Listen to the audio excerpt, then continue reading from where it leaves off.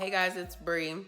As you can see, I got some new glasses, so go ahead and comment down below if you like them better than my black ones. You guys have seen my black ones in a couple of videos. These are from Warby Parker, and they're actually blue light glasses. You can see like the blue light on the frames, on the actual lens, I mean. But that's not what this video is about. This video, today I'm going to a skills fair. I'm not working today, and this is not a part of my residency program. This is like something that my hospital does for all the nurses. I don't know if it's once, twice, every quarter. I don't know how often, but I just know it's happening today. And I happen to be off, so I'm gonna go ahead and go up there because obviously I need to practice my skills being a new nurse, and struggling like I do as a new nurse. And I'm gonna tell you guys a little bit about how my past 3 shifts have gone because it's been crazy. So lots of nursing, interesting stories coming up, some rapid responses, some code strokes, all on my patients, as well as you guys will get to see the skills fair that and show you guys what I'm kind of working on, what I need to work on, and how I'm doing it. So stay tuned if you're interested. Hey guys, so today is Tuesday, if I haven't said that already. Today is Tuesday, and the last 3 shifts I've worked have been yesterday, Monday,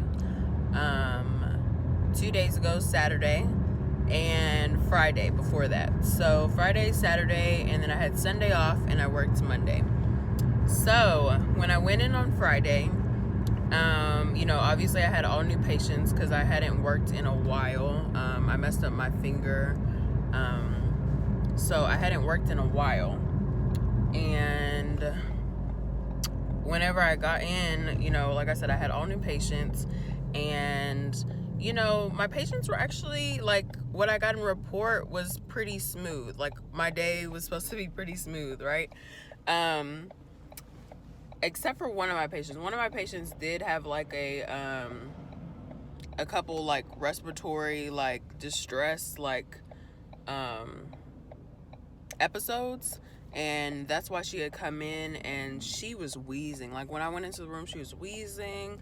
She couldn't catch her breath, and I was like, okay, I'm gonna be right back. We're gonna get your vital signs, and we're gonna turn up your oxygen a little bit. So I turned up her oxygen, called the doctor, you know, got the vital signs machine, and when we went in to get the vital signs, mind you, I had already gotten a report, and I had already like sat down for like 20 minutes to look at my charts and stuff, and I was going back into the room. That's when all this happened. So it was probably around 8 o'clock when this happened, and went back into the room, tried to get vital signs, and nothing was working on her. Like, I couldn't get a temp, I couldn't get an oxygen set, I couldn't get even a blood pressure.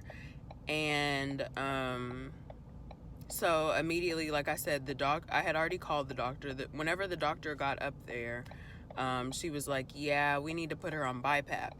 And I was like, okay. They just took the machine out of the room because she wears it at night.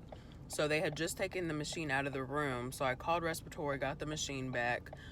In the meantime, I went and got a non-rebreather to put on her. So whenever they got the BiPAP, we put that on. And at this point, the doctor was in the room. The respiratory therapist was in the room monitoring her. I was like, it might be okay for me to leave, you know, since that's the only thing that's kind of going on. I kind of need to, you know, go see about my other patients because I hadn't seen them yet. And at this point, it was probably close to like 9 o'clock. So close to 9 o'clock, I went to go see one of my other patients, especially since 2 of my patients were going to procedures. I was trying to get at least their blood pressure meds in that morning. So I went to go see one of my patients to give blood pressure pill, and I was actually in the room when I saw they were already going to transfer my patient to ICU because she, like I said, we couldn't get vitals on her. She was super cold. I got her a couple of heel warmers to hold to warm up her hands. Got her a couple extra blankets. We don't even have blanket warmers at my hospital, so I just got her a couple extra blankets. And yeah, she still was just super cold. We still couldn't get any vitals on her. So the doctor was like, yeah, we need to transfer her back to ICU, because she had just came from ICU. So, well, she hadn't just came. She came like the day before from ICU. But they were like, yeah, we need to transfer her back to ICU. We don't know what's going on. So that was that. Like I said, the doctor was in the room, respiratory therapist was in the room. So I was like, okay, let me go make sure that they have a room open and go check on my other patients. So I went out of the room. I was coming out of the other patient's room from giving meds, and I saw a bunch of people down there by my patient's rooms, like as if a rapid response had been called. And I was like, man, should I have called a rapid response when I was in there earlier, like with the doctor and the respiratory therapist, especially with them saying that she had to go to ICU. So at that point, I went down there and they were like, no, this is for the lady across the hall. So basically, there was 2 emergencies going on, one in my patient's room, and there was a patient room right across the hall, which all the people were going into. But also, since everyone was there, they noticed that there was some distress going on in my room, so they were going in and out of both rooms. So I went ahead and just said, okay, well, I'll just call another rapid response for my room. That way we have people for both rooms, right? So then at this point, I stayed with my patient. She wasn't getting any better. She actually didn't come in for respiratory distress.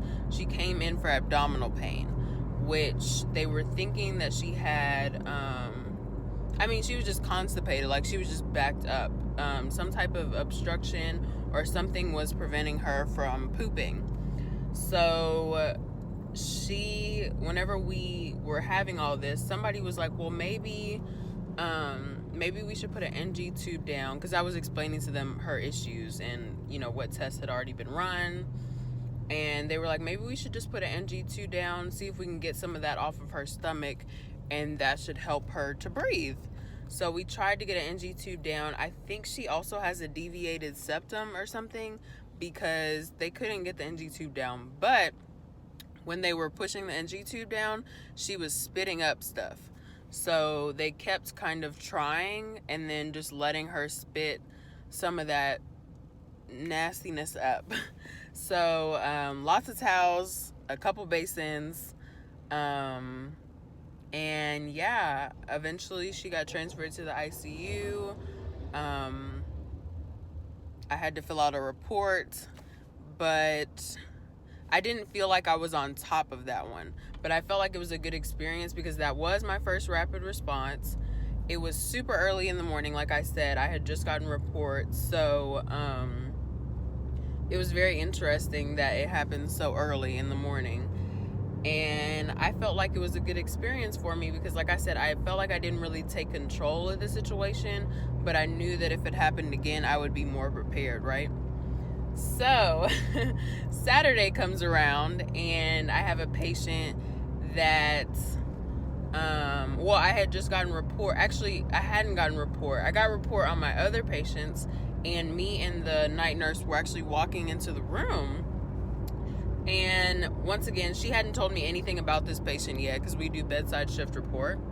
So going into the room, hadn't got any information, and the night nurse starts freaking out. And I'm like, what's going on? Because, like I said, I don't know anything. I'm thinking this is his normal. He's laying there, asleep, not really waking up whenever we are saying his name.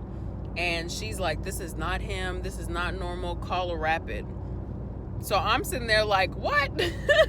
So second day in a row, I go out to the nurse's station. I'm like, hey, we need the crash cart in here. I'm going to call a rapid. So I actually called this time. I called the rapid. And whenever everyone got there, the night nurse was kind of giving me report as she's giving everybody else report, So she's kind of, telling me that he had been awake, alert, oriented ×4. I mean, because before we went into the room, the one thing she did tell me about the patient was that he's a really good patient, he's really sweet, and he's really easy. So we walk into the room and she's saying call a rapid, and I'm like, Sean, how is this? I'm like, girl, how is this normal? How is this easy? But this was very sudden for her. She didn't know that this was gonna happen, obviously. But yeah, he was just not arousable, and nothing we were doing was working. We found out that he does have a history of Bell's palsy, and he did have a little facial drooping on one side when we first walked into the room. But towards the middle of what was all going on, he had facial drooping severely on the other side. So we were like, man, is he having a seizure? Is he having a stroke? You know, like, we had no clue what was going on, especially me. I had no clue what was going on.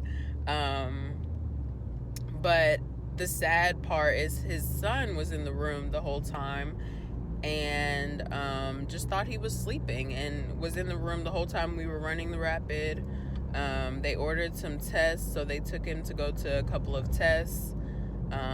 They were thinking that he probably was seizing, and the neurologist came in after everybody else left, and he had kind of woken up a little bit, but they were going to move him to neuro ICU just to like have a better watch over what's going on with him neurologically. So that was Saturday. And then yesterday, Monday, I actually had most all of my same patients that I had on Saturday. One of them had left, so there was a new patient. But one of them was a new admission that I had gotten Saturday night. And Saturday night was a hard one for me, even after, you know, the rapid and everything. Most of the day went very smoothly until about 5 o'clock, I would say. I had orders for 2 patients to get blood.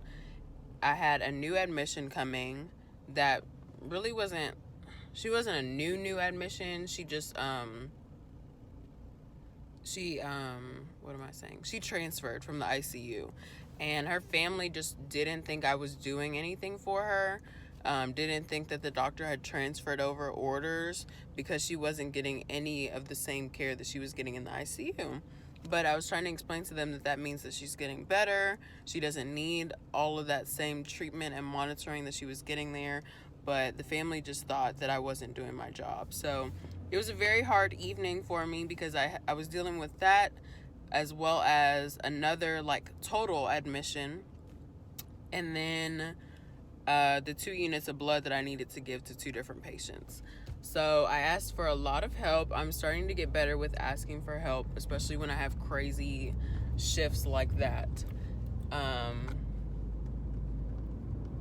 And yeah, it ended up working out. Like I said, I had a total admission, and actually yesterday when I got to work, the same guy was there. Like I said, all my patients were pretty much still there. So yeah, most of my day went very smooth. Oh, and by the way, on Saturday I also had an extern, so basically like a student that was with me. She's a senior level student, but she was with me, and I'm just a new nurse, you know. But she was helpful as well, but she couldn't give meds, so that's what I really needed at that time, was someone that could give meds for me, or at least, you know, go through and do an admission by themselves. But she can't really do anything by herself because she's not with the school, she's just employed by the hospital, so they have different rules that they have to go by. But anyways, back to Monday. Monday was very smooth. It was going very well. I was ahead on everything. I actually only had 4 patients when I walked in, so I was like, oh my gosh, I'm gonna get an admission, but I didn't get an admission until the end of the day. So I had 4 patients. 1 went to dialysis. Like, I was really chilling yesterday. And then like halfway through the day, the admission that I told you guys about that I had on Saturday, he was very confused, very sad story. Basically kind of just neglected at home because he lives by himself. He's just kind of just been left there by himself to kind of fend for himself. He doesn't have any family. He can't get around. He's like contracted. His legs are contracted. He used to be a doctor, a dermatologist. And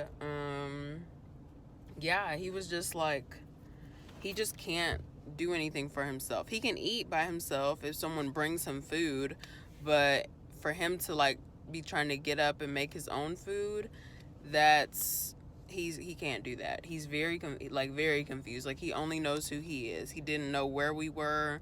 He didn't know what was going on. He didn't know the time frame of what we were in. You know, like, he doesn't know we're in 2019 in November. None of that. So just very interesting story. And he had been fine. He could tell me, like I said, he was oriented to himself, so he could tell me his name. If I asked him a couple of questions, he could tell me that he used to be a dermatologist, you know, like all these little things. But I walk in there to order his lunch because his breakfast, he was so excited that he got breakfast and he ate all of it. So I knew he was hungry, like starving. So I went in there to order him lunch, and he couldn't say anything. Like, his words were mumbled. Like, he was not saying words. Like, he was just jumbling up like noises basically. And I was like, oh my goodness, what's going on? I also noticed a facial droop whenever I came into the room. He was like stuck, like his arms were like stiff and stuck in one position. I was like, are we doing this again? I went outside. I was like, I need to call a code stroke because I think this man is having a stroke right now. And went out there, I called it, I got everybody in the room, got the crash cart. This was a lot simpler than my other codes though, because I had someone that was already charting for me, which I probably could have been charting, but I had someone that was already charting for me. The patient, I mean, he was still alert and his vital signs were still stable. It was just the fact that he couldn't say anything. His mental status had changed, you know, and it was a big change, and you could also see the facial drooping. So they ran a couple tests. They rushed him down to CT. Then when he came back, they rushed him off to neuro ICU again for better monitoring. So yeah, I just kind of wanted to tell you guys about my last 3 shifts. These were my first 3 like code rapid response situations, and I felt the most comfortable in the last one, obviously, because I had 2 other experiences. But I think it's, you know, I thought it was good to have those experiences because now I will know what to do in case it ever happens again. And I feel like I'll be way more prepared in the future as well. So I'm very excited. It was very nerve-wracking to have these 3 things happen these last few days, but I'm very glad, like I said, that it did happen because it's just more experience under my belt. People are like, Brianna, I'm gonna have to stop working with you because you always got a rapid on your patients whenever you hear. And I'm like, yeah, I don't know what's going on. They're like, maybe you need to go to neuro ICU. But I also felt like totally like I didn't know what to say whenever the other healthcare providers were in there. And also it seemed like they just weren't valuing what I was saying anyway. So, very interesting. I don't know. I kind of like the idea of an ICU, but we're probably going to get into that later on in life. But I am at my hospital, so I'm going to find a parking spot, and then I will show you guys what we're doing for the skills fair today. You're in charge of the conversation, not the interpreter. If the patient refuses the language line, what are you going to do? Take it up. I'm asking you. If they refuse it, maybe try and do the phone one instead of the video. Well, they can refuse. That's a good point. They can refuse the video, and you have the option to take the video off on this machine. So you can do that. But what if they're saying, I want to use my 15-year-old daughter to interpret? Is that acceptable? And why is it not acceptable? They're not a legal interpreter. Because they're not They could say certified anything, in yeah. medical interpretation. We've had a case even where the interpretation was not accurate and the patient misunderstood, and we hadn't used a certified interpreter. So what do we do when they refuse? Getting back to my initial question. Document it. Yeah? You do. But what do you need to have in the record when they refuse? And you said documentation. Are you aware of the waiver? No. We have a waiver that they can sign. And it actually is in this.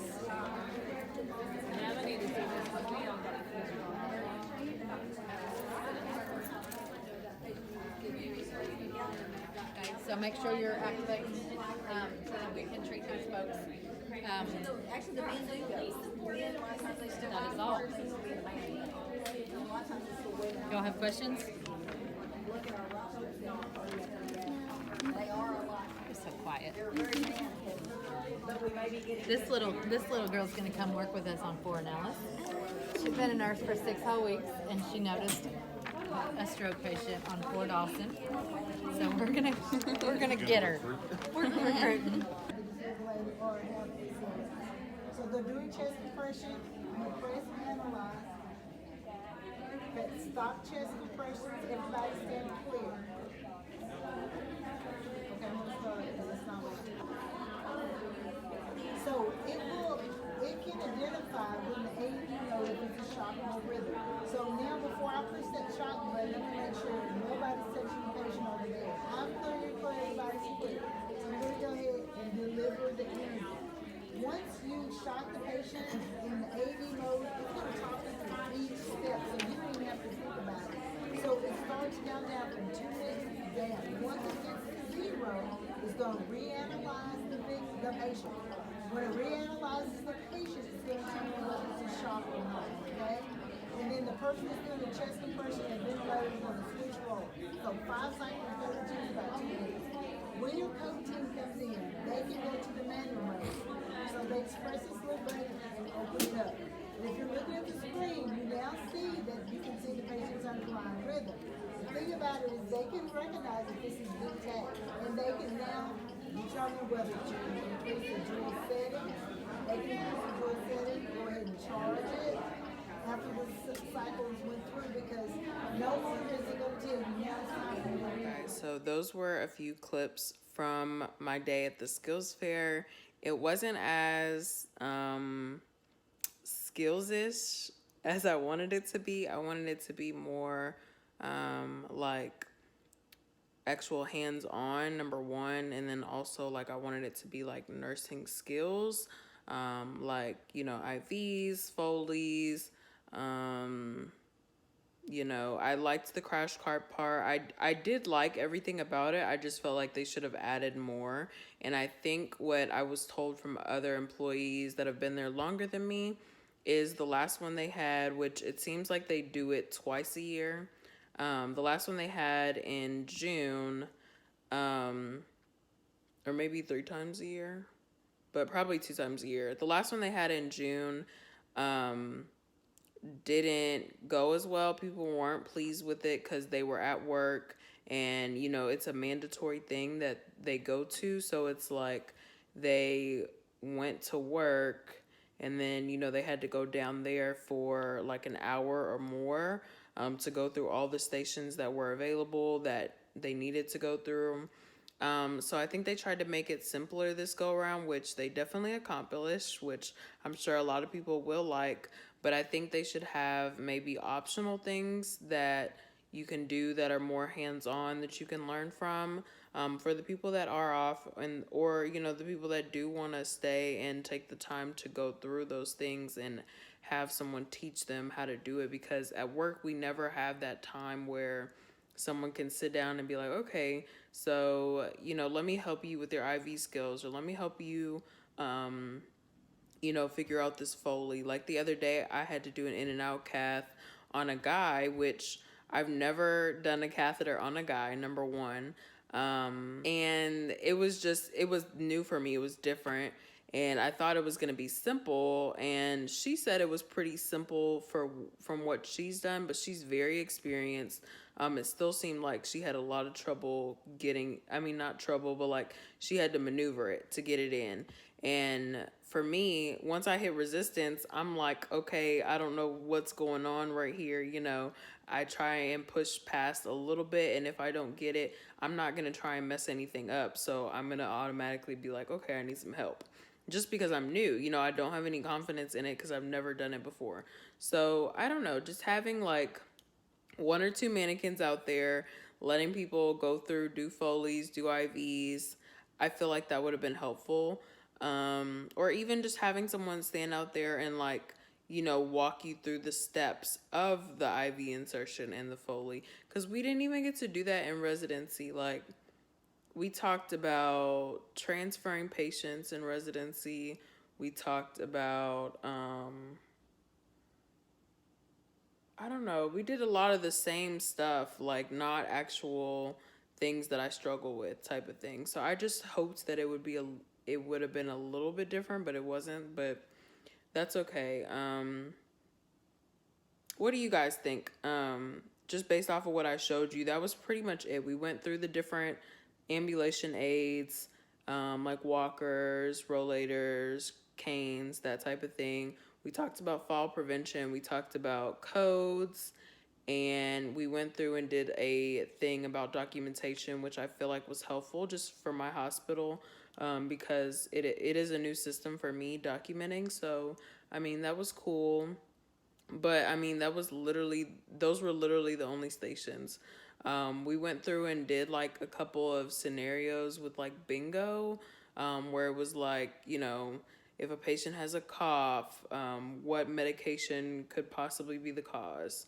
ACE inhibitors, lisinopril, you know, that type of stuff, which I remember from nursing school. But like, I don't know. I just thought skills fair, we were going to be doing more skills. So let me know what you guys think down in the comments. I'm sure that's probably what y'all are gonna get at y'all's hospital skills fairs too. So I just hopefully you got something out of it in that sense, that you know what to expect from your skills fair. If you guys have done something different at your hospital or can recommend things that I can recommend to my hospital, go ahead and leave them down below. Yeah, just let me know down below what you thought of this video. I'm gonna be doing things different on my channel in the coming weeks. I'm trying to get myself together so that I can stop being so lazy with kind of just everything in life. So hopefully I will be uploading more content, better content for you guys very soon. Thank you for sticking with me. I'm trying to get the rest of my place decorated so I can get more of those kind of videos for you guys.